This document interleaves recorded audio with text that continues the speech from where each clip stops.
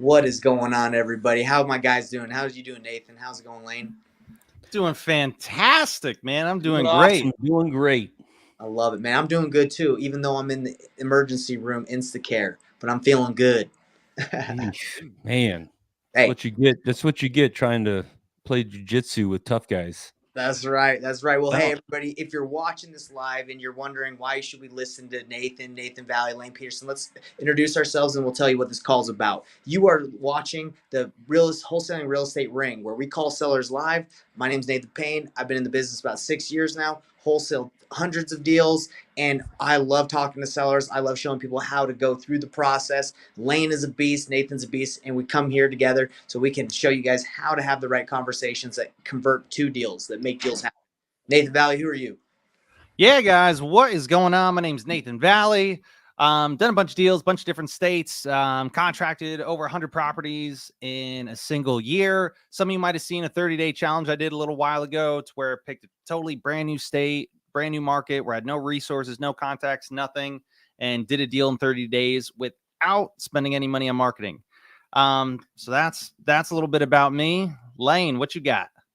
Lane Peterson, been in this industry since 2009. I was a home builder before that, pivoted into distressed real estate, so been buying and selling properties for quite some time, over 15 years. Been doing direct to seller marketing for 15 the whole time, 15 years as well. So yeah, I'm excited. I love doing this. This is what I do every single day, and that's kind of why we started doing this. Let's just show everybody like what it actually is behind the scenes, because this is real. This is not staged. It's not, we're not calling people we've already talked to. These are people that have reached out wanting to sell their home. Lane, you took the words out of my mouth. That's the plan. That's what we do on this call. Call sellers. We show it to you live. And our promise is we're going to make real calls. We're going to respond to you guys. If you throw some comments in the comment section, we're going to be able to get to you. If we don't get back to you, it's just because this is StreamYard and sometimes Facebook doesn't post, or wherever you're calling from. If it's not on the YouTube channels, we don't always get them. But guys, if I pop out of here, it's because I'm at the emergency room getting my rib checked. Got beat up today by a guy named Nate as well. He cracked my, I don't know what happened. My rib popped and it kind of is rubbing some kind of funky way, so it hurts. But hey, that's the beautiful thing about wholesaling real estate nationwide, virtually. I can still work right now. I'm on my phone working, dude. I don't care. Even with a bad rib in the hospital, I'm good. So anyway, I might pop out, but guys, let's take some action. Let's get some calls going and let's do it. Love it. And one thing, Lane, while you're getting set up on your end, I just to reemphasize the real live calls thing. I had a buddy message me the other day. He was like, "Hey man," he was like, "I saw you went live the other day." He was like, "Dude, was that like planned? Like, do you like look that stuff up beforehand and schedule?" I was like, "No, like it's real. It's on the spot. Like real people." Like none of it's pre-planned. So guys, you get to see the good, the bad, the ugly. It's what this business really is, right? You guys, when you're looking to find deals and talk to sellers and agents or whoever, you guys don't get to plan it out, so we're not going to. Yep. Right? We want to show you guys what it looks like, and again, yeah, with it live, with it real. That's why we do Real it. people, real deals. Let's do it. So, Lane, we can talk about this real quick before you make some calls. I sent you two properties, and guys, that's kind of like what real estate is. You look at deals, you see if they make sense. You're not promising sellers the world until you understand their situation. I know a lot of people, Nate. I was talking to you earlier about this. A lot of people are like, man, my biggest problem is I can't get deals low enough. They think that if they just keep making low offers, they're going to get a deal. Guys, you make deals happen by having the right conversations, which you're about to see Lane do, Nathan do. That's what we do on these calls. So I just had to say that. Yeah, and as we talk about each week, there's a difference between inbound and outbound leads, right? Outbound leads, you're cold calling, you're sending text messages. These are not really warm leads. They take a lot longer to just work and get them to the finish line, and your ratios are a lot different. From what I've been seeing, we don't do a lot of outbound leads anymore. Ours are all paid leads that are coming to us, telling us, asking us that they want to sell their home. So asking us what our price would be, what our cash offer would be, and those ratios are way different. You got to understand, when you're doing outbound cold calling SMS, it's going to take you like 85 phone calls or touches to be able to get, a deal. Whereas On inbound, what we've seen is, you're anywhere between 11 and 15. Well, Lane, I would also say it really depends on what list you're hitting though on outbound, right? Like if you're doing cold calling, like if you're just hitting a pre-foreclosure or probates, I would say your ratio is a lot less than if you're doing absentee owner, or if you're doing like other lists that you have to, I think, shoot a wider net. And I think a lot of Yeah. people do have tons of cold callers and they have big teams. They have to get these giant lists to keep their people busy. Now, if you do it effectively like a sniper, I would say you don't need that many, but then hiring a cold caller or a squad doesn't really make that sense. So there's always that give and take, right, when you do Yeah. outbound. So Yeah. And this business conceptually, it's pretty simple, right? That's why I have my company, and I call it 1, 2, 3 close, right? 1, you find a distressed seller, someone that needs to sell their home. 2, you write a contract and get that contract executed. And 3, you find a buyer for that contract. I And love that. conceptually, it's simple, right? But each one of those, the one, finding that buyer, is a whole part of your business that takes finesse and a lot of experience and knowledge to be able to know how to find that distressed seller, right? And then getting in the contract, there's a whole bunch of education that you kind of need to put yourself through to get it to the finish line. And then you got to go sell the deal, right? You and got to go find a buyer. with the sorry, Lane, but with the contract, with the way things are going these days, with like a lot of states trying to regulate, like you got to get more savvy and understand the laws and the way to structure deals. So guys, this isn't just like a business where you watch a YouTube video, you get in, you watch it for 3 days, and you've built $1 million business. I know that's what they like to make it seem like. That's just not how it is. This Yep. takes skill. This takes understanding the rules, regulations, the laws, how to pitch stuff. So that's why we're here. And I just I just wanted to touch on, Lane, what you were saying earlier about expectations as far as, man, how many leads do I need to chat with until I should be getting a deal? And guys, it's not a firm science. Like when I talk to exactly 50 leads, I will have a closed deal. It doesn't always work like that, right? It's, guys, these are averages. So sometimes I remember when I was first getting started, a kind of a real game changer for me was when I learned at that time, for me, and what I was doing, and I was doing only outbound marketing. So I was doing cold calling. And for me, it was at that time approximately 50 qualified leads to a deal. So not just 50 people that I contacted or 50 people that picked up the phone, not even 50 people that said yes. I was actually really conservative on what I was calling a lead. But 50 people that was, yes, I'm interested in cash offer. And after asking them a little bit about condition, timeline, motivation, I was like, okay, they are a qualified lead. I had 50 of those. And funny enough, I think it was right around 48, 49 was when I did my first deal.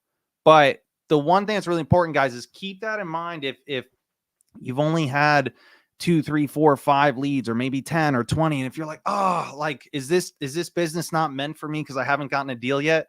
Guys, sometimes it just takes a lot more than what we originally thought.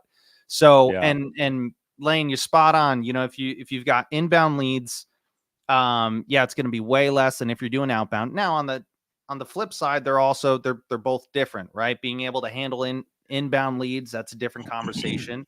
It's also, a different expense. Sometimes if you're doing the legwork of the outbound, that might be a more affordable marketing channel for you. And then lastly, the one other thing that really comes into play is how good somebody is, right? So Lane, what did you say? 15 to 18 approximately for your inbound leads? 11 to 15. Or 11, excuse me, 11 to 15 ish inbound leads is what it takes for Lane to get a deal. Guys, if you're just starting out, the reality is it might take you around 30 for an inbound lead, right? Skills do come into play here. So again, just always go into the mindset of like, hey, it's going to take me longer. It's going to take me more work. I'm going to need more leads.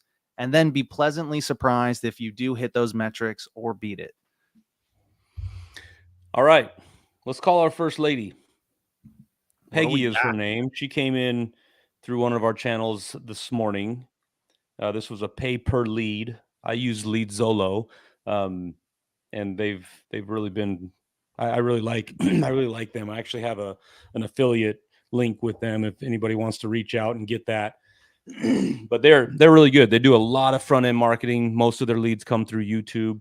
Guys, real quick, great news. It's You not broke a broken. rib? It's not. No, the cartilage. There's like cartilage that's attached to your rib cage, and sometimes if you get kicked in the ribs or you get hit hard, it will dislodge. So it's just inflamed, and it's just my ribs just moved a little bit in my body, but I'm good. All right. Well, stop lying. You fell off the swing set playing with Let's the be kid. real, man. Don't Can lie. you imagine if I'm like, oh man, this is the worst pain? They're like, yeah, you're fine, sir. You need to get out of here. he was on the teeter totter. Anyway, sorry to interrupt. I'm just letting you guys know. I'm fine. Perfect. I Good. feel good. Glad to hear. Thank you. Glad to hear. All right, we're gonna call Peggy. Peggy needs us. Yeah, Peggy has a home in West Virginia. She's trying to sell. Did you say West Virginia, bro? That state is it's a tough one for me. I've had struggles in West Virginia. I don't know about you. Well, let's see if Peggy's gonna change your mind. Let's see. It's not that the people haven't been great.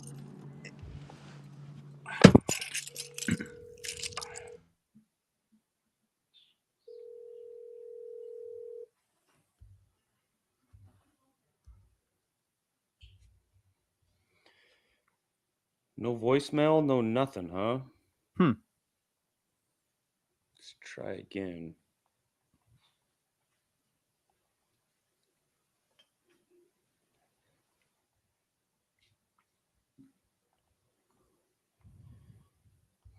Line has been placed out of service. Your communication cannot be processed. Well, how about that? Now I got to tell Lead Zolo to give me a refund. That's the cool thing, though. They do give you a refund, right? If the lead sucks. They do. They do have a dispute policy, and if it falls within the guidelines, you can get you can get a refund on it. Nice. Did it give you an email or anything that you could give that a shot? Yeah. Well, let me see if we do have an email. I don't even like when I just get if he does. emails. So anybody that's just getting into this business, if you don't have a process in place, it's totally fine. You're just getting started. That's totally fine. But if you're really I put a lot of money every single month to have these people find me and call me. So I want to do the best job possible to be able to follow up with these leads. So I have a whole intake process. We call it 10 days of hell. These people are getting hit every single day on all lines of communication: text, call, email. So if this lady, Peggy Day, she did give me her email. So she has actually already got an email from us, because when she first submits the lead, they immediately get a text and an email saying, "Hey, thank you for submitting. We're going to be giving you a call." So if you want to make someone upset, sign up. Put their information in Lane's lead form, and they'll get rocked. You will hear from me for 10 days straight. Yeah. But one thing I want to touch on, guys, it's important that you do that. Again, the people we work with are distressed sellers. More often than not, the reason why we are the perfect fit for them is because there is something going on in their life, right? Whether it's the house, a personal situation, whatever. And a lot of times they want to try to avoid, confronting that pain. Guys, when you go above and beyond, right? And not just call once, but when you've got a whole set, you're calling, you're texting, you're emailing. I promise you, at the end of the day, when you're able to help them solve their problem, they will thank you.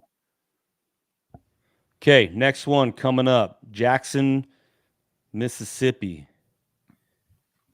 Mr. Kurt. Man, you liking these? I've actually got my acquisition manager, my main dude, Stu, in here with me.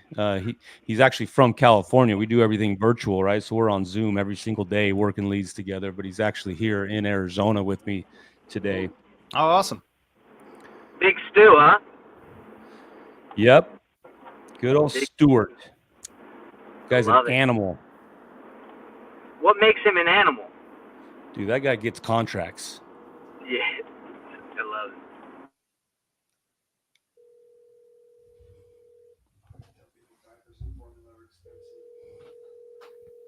Yeah, you know it. Pain, diapers, and formula, they're expensive.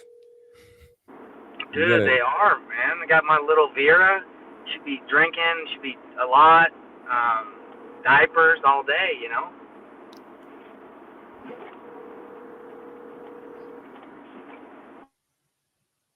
Forwarded to an automated voice messaging system. Okay, Kurt, come on. We did a call, me and Nathan, on Tuesday where we called this guy 3 times, and on the 3rd call he answered. So we know these people got their phones on them.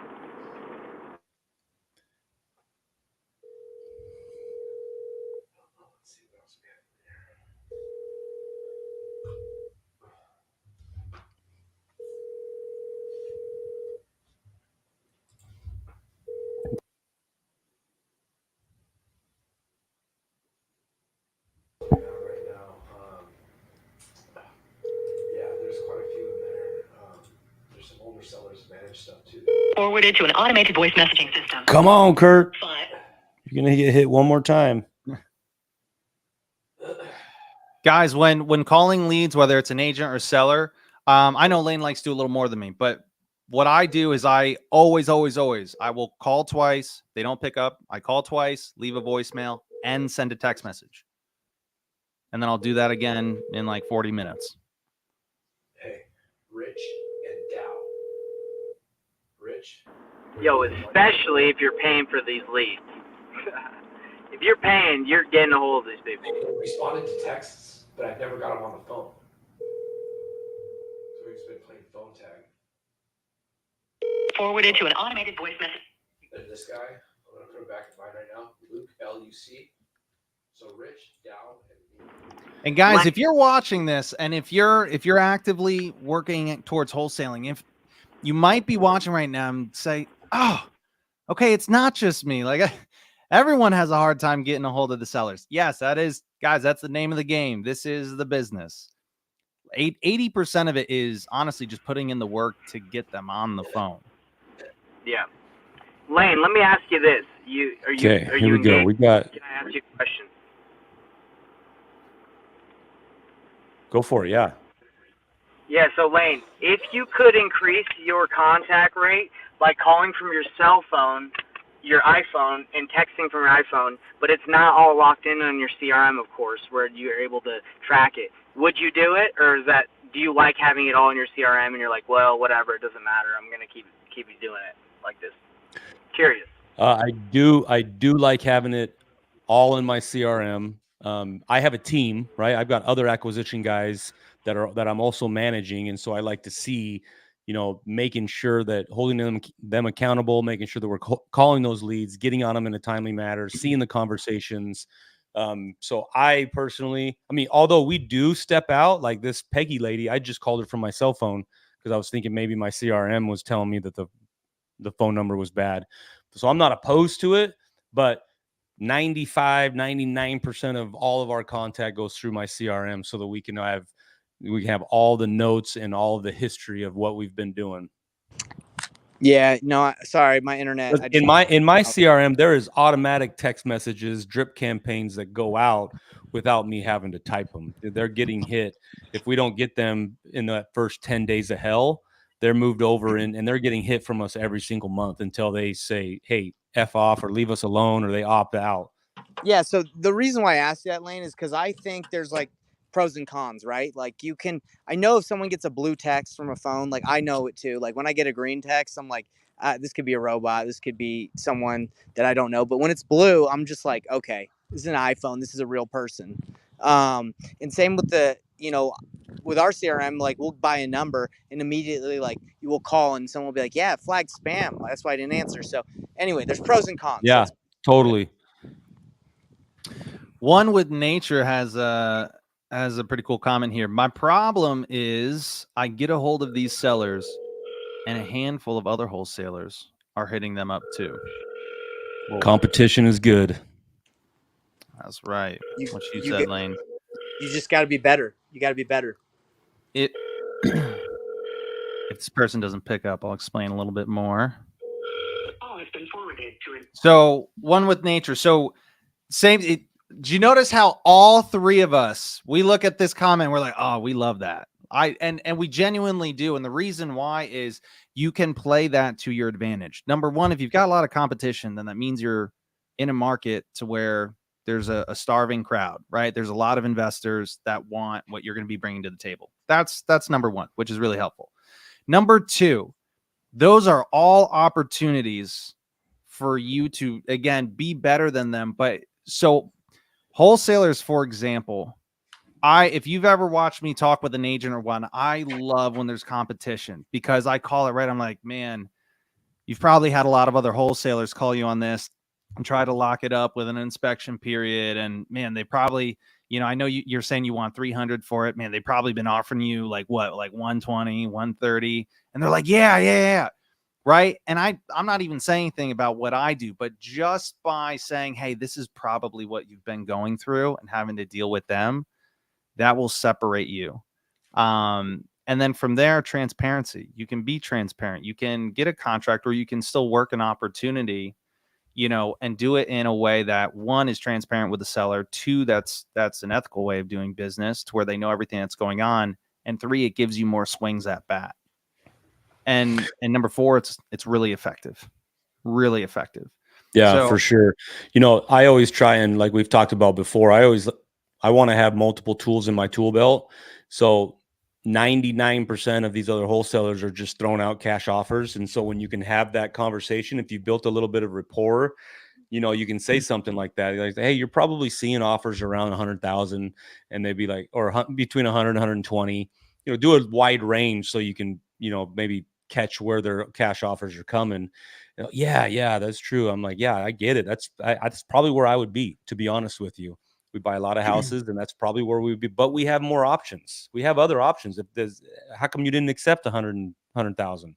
Well, I need more. Okay, how much more do you need to make it? And then you can roll in to having quality conversations on where they actually need to be.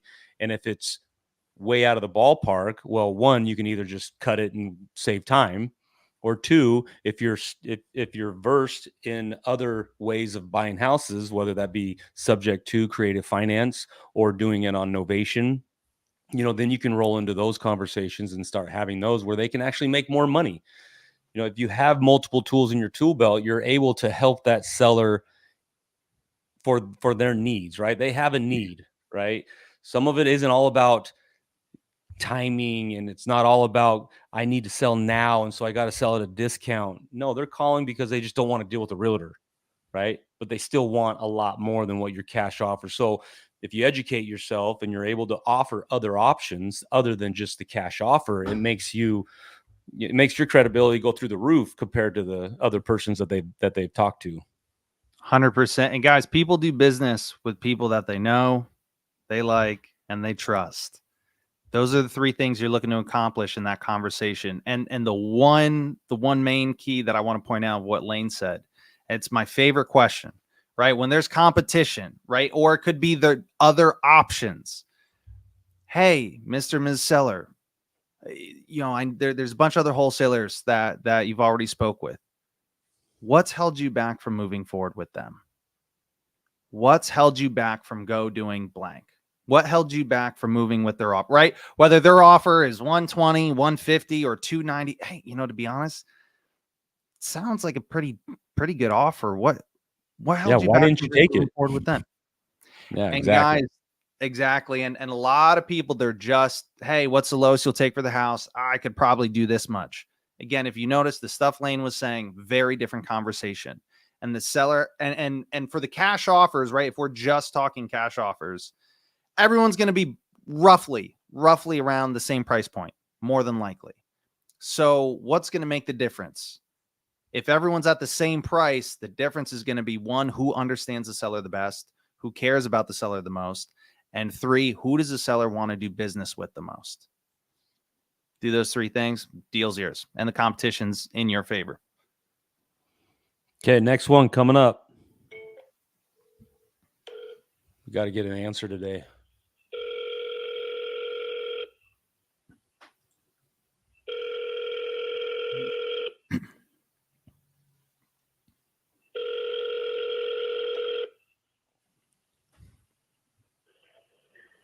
Thanks for calling Rich's cell phone. I'm out and about. Leave me a message, time of day, and a phone number, and I will get back to you as quick as I can. Have a great day, folks. Stay well. Stay sane. Rich, my name is Lane. I am calling you because you had sent over your property that you're looking to sell, and I was trying to reach out. Just want to get a little bit more information from you. It's the property on Persimmon Lane. If you could call me back at 480. We'd love to speak to you. Thank you. Oh man, Lane, you didn't So want. I typically don't. I typically don't. I don't care, but I thought that was a professional thing to do. But I typically don't leave voicemails, to be honest. But I don't know if you heard this guy's voice. He sounded like old school East Coast, type of guy, and so he kind of seems like a guy that would want to hear a voicemail, or he checks his voicemail. Typically, nobody does. Yeah, and I'm actually, But I'm calling again. hopefully we'll get. What's that? He's calling in. No, I'm going to call him again. Sorry, started dialing before he's.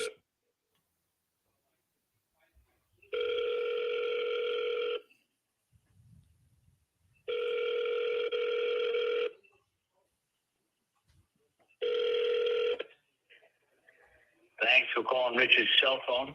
I'm out and about. Okay, Actually, Richard, give me a call back when you get a chance. I would almost bet money that guy's probably from. I'm gonna say Long Island. Yeah. I always just say right? Boston because I don't know the difference between all of them. Oh man, don't you live out, don't you go live to New out York there. and make that mistake, and don't go to Boston and make that mistake.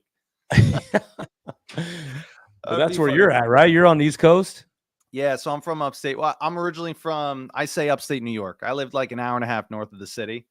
But I have an uncle in Boston. Yeah, definitely two separate crowds that want to be identified as two separate crowds. It all sounds the same to me, buddy. But guys, as you're watching this is actually great because like that, this is really what the business looks like. And guys, if you've been doing this, right, you've probably had moments just like this or days like this. You're like, oh, I've been calling all that, like no one's even picked up. And like the one person that did yelled at me and cursed me out. Guys, we have these days too.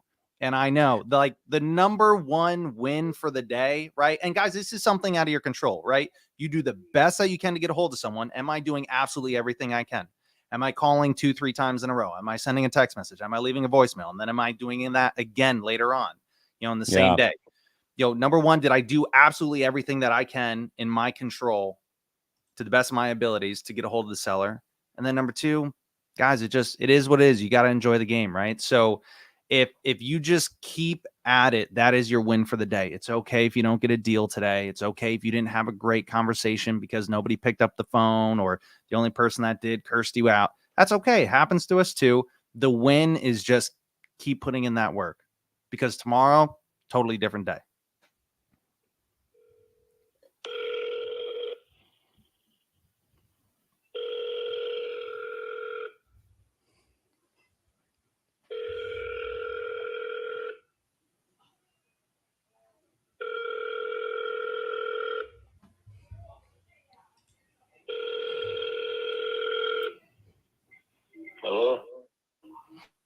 Hello, I was looking for Brendan. Do I have the right phone number? No, you got the wrong number. I apologize. Somebody had submitted. Where did you get this number? It was actually submitted on our website. Someone that was looking to sell a property on 170 Lake Forest Drive. Do you have anything to do with that property? I'm not going to tell you. Oh, okay. Well, somebody had submitted it on one of our websites as a request to get a cash offer. Are you looking to sell this property? No. Okay. Well, just so you know, somebody named Brenda Buxton submitted it on our website requesting a cash offer. What is that? They were just requesting an offer on their home because they were looking to sell it. Is typically why they submit it to us. You're in Utah? I'm actually calling you from Phoenix, Arizona. That's where we make all of our calls from. how would you know? I guess I shouldn't ask any questions. Are you interested in selling? No. Okay. Well, I apologize. What's going on? I'm not sure how What's going on? I'm not sure how your phone number got submitted onto our website as somebody that was interested in selling. Okay. I don't know either. Well, hey, if anything changes, save my phone number and I can make you a cash offer. I got it. Okay, thank you. Okay, have a great day. Yeah, you too. Bye. Love that. Love that. Someone's playing jokes on him. Yeah, can you? One thing I want to add to that, guys, is like the reason why Lane is so aggressive on, hey, or did you really submit it? Do you know somebody? Like sometimes sellers will lie. Like especially if they're in like a tough situation, they don't know who you are, so they could be like, no, I don't own that. When they think it's probably like a collection agency, they don't know what's going on. I've had so many people that are like, no, and then they're like, yeah, okay, that's fine. I'm assuming Lane and Nathan, you've had the same thing happen, right? Oh yeah, and especially especially if you're doing your own outbound marketing. I mean, sometimes the numbers it'll be for a tenant or a family member, and that's why absolutely love that. Not only, oh, sorry, wrong number, but no, you reiterate, oh, I'm so sorry about that. That's so strange. So and so name submitted for this address. Do you live there or do you own that property? Guys, I always ask that because so many times they'll be like, oh, that's my dad's house, or like that's my oh great, can you connect me with them? And they'll give you a number a lot of times. And so just because they say, oh, you've got the wrong number, you want to reconfirm that, exactly like Lane did. And then it was great. You didn't just do it once, like 2-3 times. You're like, okay, got it. So you're definitely not looking to sell, right? Yeah, it's obvious that he lives there and somebody submitted it. His significant other or somebody named Brenda. And that's the other thing, guys. Sometimes, if Brenda were his wife or something, sometimes it's a conversation that's going on. And when we talk to the husband, he's like, nah, I didn't submit that. But the wife's like, no, we've been talking about selling this house and we're going to sell it. He just hasn't gotten on board with it yet. Leave him in the 10-day drip. He'll probably come around. Leave him in that 10-day drip. You probably do anyway, right, Lane? You probably don't take them out. You're probably like, we'll see. When they're hesitant like that. My mentality is I let them take themselves out. Because all of my text messaging and all my drip campaign, it gives them the option to opt out. And so even if someone tells me to go pound sand, I still put them in my long-term drip and let them opt out of my marketing that I do. Lane, what do you guys use for CRM? One with Nature here is asking. So I use Go High Level, but I'm actually on my way switching off of it to a new CRM called RESimply.com, built specifically for wholesalers. Yeah, give us an update when you do the full switch over, how you like it. I know, because right now, yeah, we use same thing. We use Go High Level. One thing I will say, guys, if you're just getting started, simplicity is everything. Don't use anything that's going to overwhelm you and keep you from taking action. Yeah, I mean, so many people get started with just an Excel spreadsheet or Google Sheets.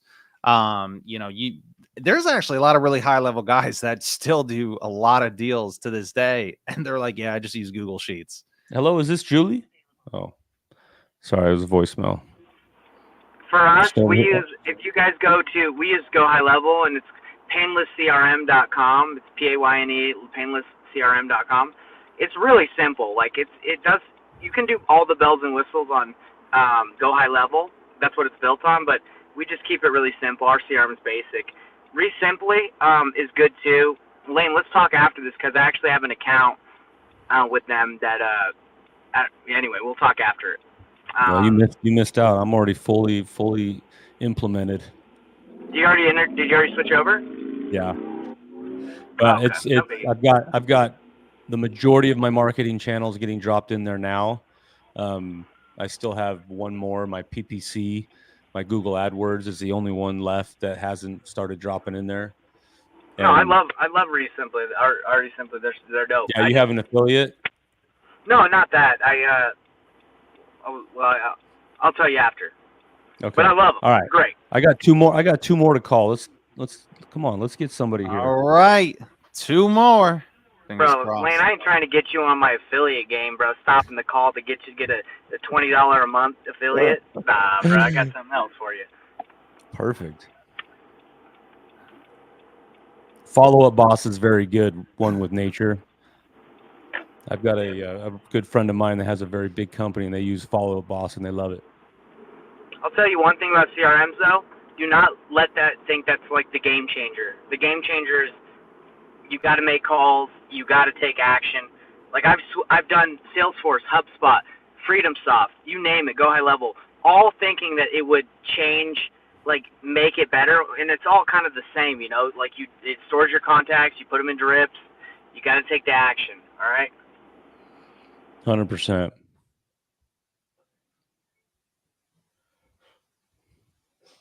Dude, I'm just dialing today.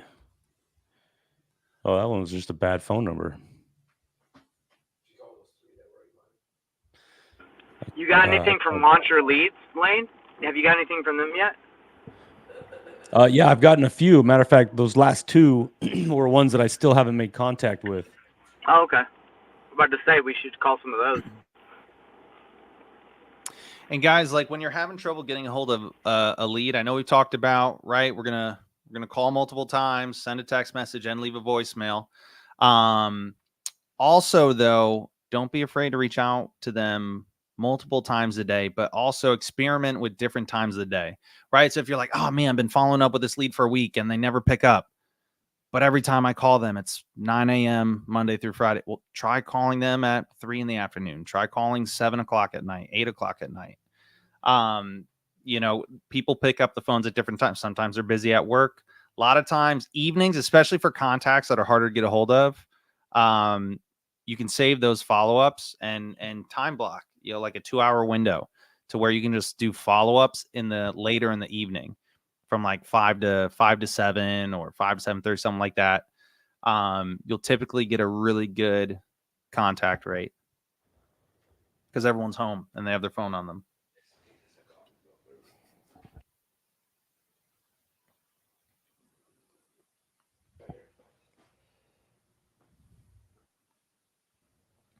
Solid advice, bro. No, that's exactly right. Dude, one time I did a deal with a lady. You know, I'm who, sitting here thinking, the dude. only time they could talk. Go ahead. No, keep going, What were you Payne. saying, Lane? I was just saying that one time we did a deal with this lady that the only time she could talk was like the most random time because I think she lived like overseas. So anyway, it happens, guys. Yeah, I just lost a deal. I almost had it, but it was a guy who lived in Australia.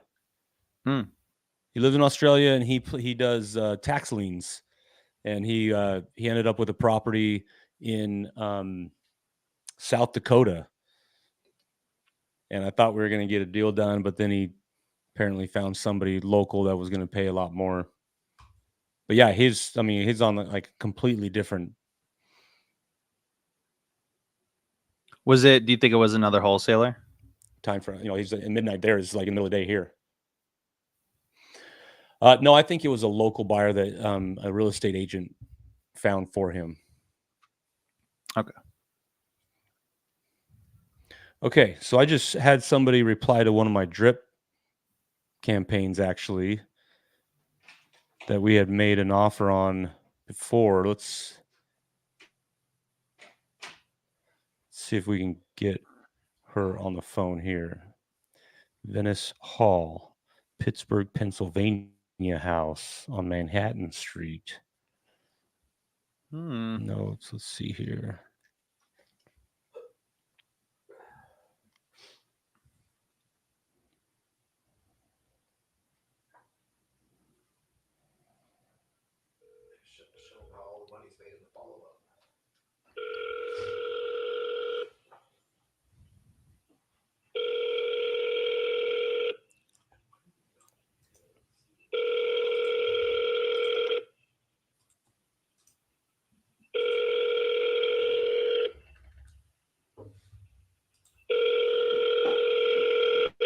Oh man, I remember this one. It's a condo in like downtown Pittsburgh. It was a really nice condo too. And apparently they had somebody with a much higher offer. Venice. And they went with another offer. So she responded to my drip text message literally just now as we were talking. So apparently their other buyer didn't go through. Happens all the time, guys. Gotta love it. Don't look. I'm not surprised. That's the thing, guys. You got to follow up with people because there's these wholesalers that come in, get inflating people's minds with what they think they can get, and then they try to renegotiate, and the people are like, "I ain't working with you anymore."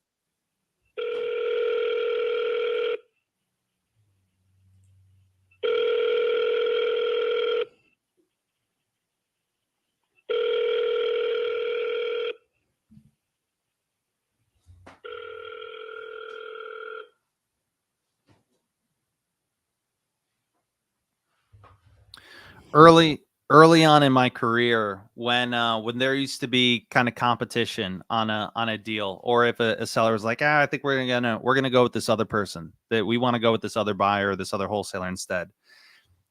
Early in my career, I didn't know any better. I used to, just try to fight it. Be like, oh, yeah, I don't know. Are you sure you want to go with them? I mean, do they have this? Do they have that? Like, look, I'm not sure if they'll be able to make that work. Now, guys, and if you notice, all three of us operate the same way. If you look at experienced investors, we just sit back, we're like, hey, totally understand. I think that's a great fit for you. I think that sounds great. You should move forward with that. And hey, I'm sure it will be fine. No issues at all. But if for whatever reason circumstances were to change, hey, feel free to call back anytime. Because we know, especially when there's other wholesalers involved, right? And what number they're moving for. They're like, hey, yeah, this person offered us this. You're like, okay, I'll talk to you in a couple of weeks. Right. And so, but so long as if you end that interaction, if you end that conversation on a good note, again, if you end it to where that person knows, likes, and trusts you, who are they going to want to do business with when this person was either lied to them or couldn't fulfill on their promises and the deal falls through, 2, 3, 4 weeks later, and they still want to sell the house? Who are they going to call? It's going to be you. Yeah, I'm looking at the notes on this lead, and it says mother passed away. This lead came in. I mean, it came in 5 months ago, and we couldn't get a deal done. They went with somebody else, and they've just been getting our drip campaign, and so now they just finally replied. And I'm looking. Yeah, mother passed away. They got 4 people in the family that need to make a decision. I've got all my notes here, so as soon as I can get back a hold of her, I see that I was at between 245, 250 is where I was at with her. And so that really having all the information at hand when a lead does come back in, that is key, because then you can have those educated conversations.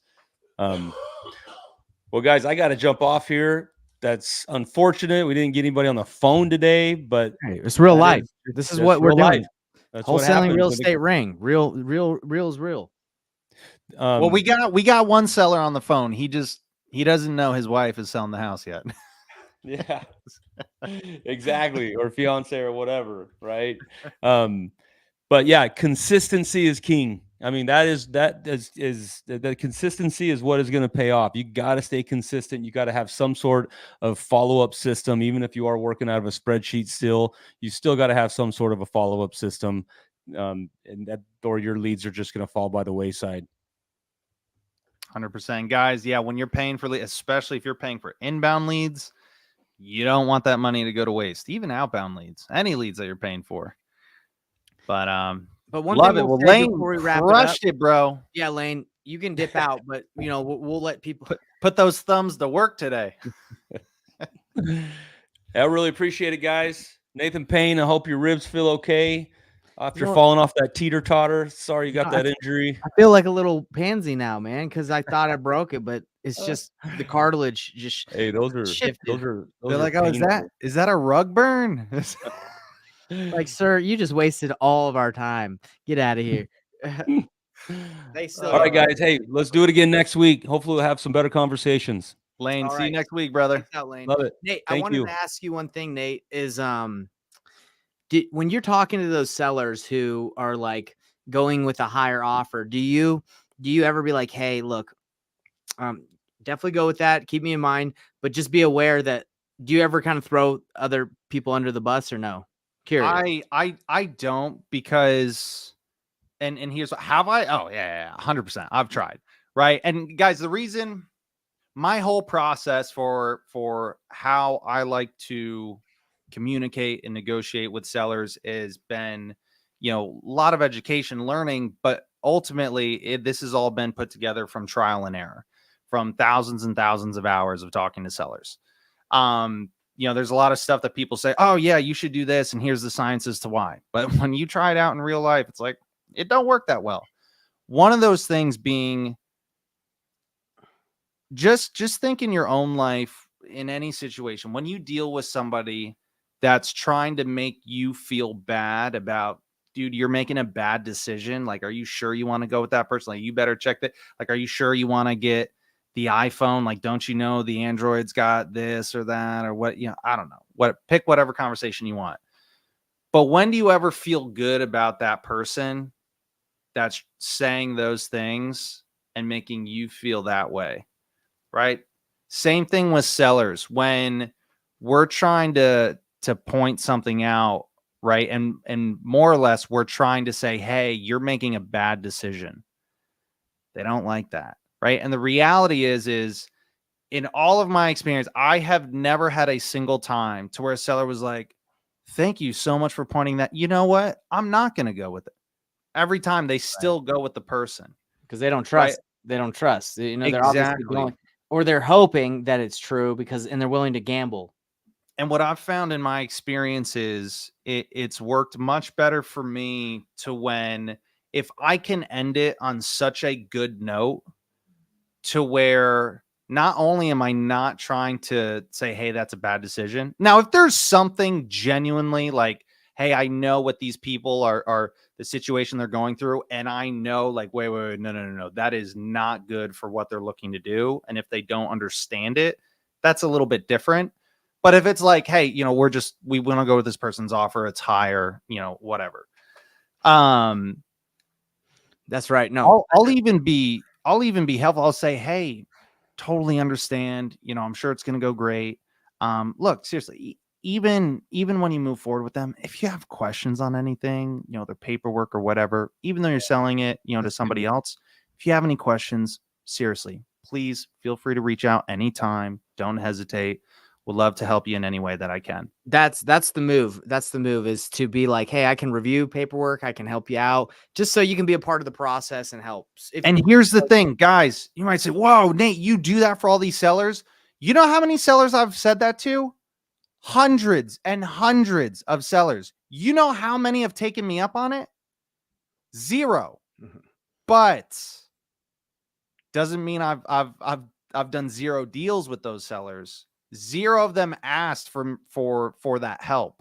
But every time I followed up with any of those sellers to where it did fall through or whatever the case may be, guys, you're sitting in a good spot, because their tone, and you'll hear the change in their tonality when you say that, right? Because that's something that you are offering to genuinely help them. That is not only in their best interest, but it is against your best interest, right? It's in their best interest against your best interest. When you do something like that, you will hear a shift in their tone, like, huh, like, wow, okay, thank you. Like, I really appreciate that. Exactly. And now their whole frame of mind of how they perceive you has just changed. So when you do follow up with them 2 weeks later, 3-4 weeks later, whatever, they see you through a whole different lens. And when you pick that conversation back up, when it falls through or whatever the case may be, you're like the knight in shining armor, that you didn't try to take something for them. You actually gave something and you offered. So that's why I do that. I like that, man. And because I've had that itch to want to do that, but you're right. Like, doesn't leave a good taste when they're like, well, you're questioning my decision making. Forget you. So anyway, guys, if you've been watching this, whether you're watching it live or not, check out painlessflipping.com, because what we did, although we didn't get on a call, we tried to get on the phone with people, but we didn't really connect. The skills that we're showing you guys, like what we're showing, this is all stuff you can learn. And this is all stuff that requires practice, but it doesn't happen overnight. So what we want to let you guys know is if you don't feel confident, that's okay. It takes time. And that's what we do at painlessflipping.com. It's a done for you service where we do the hardest parts of wholesaling for you. If you can focus on mastering the qualifying a lead, the process of getting the lead on the phone and finding out, what they need, we'll take care of the rest. That's what we do. We'll tell you exactly what we would do with the lead, or we'll do it for you.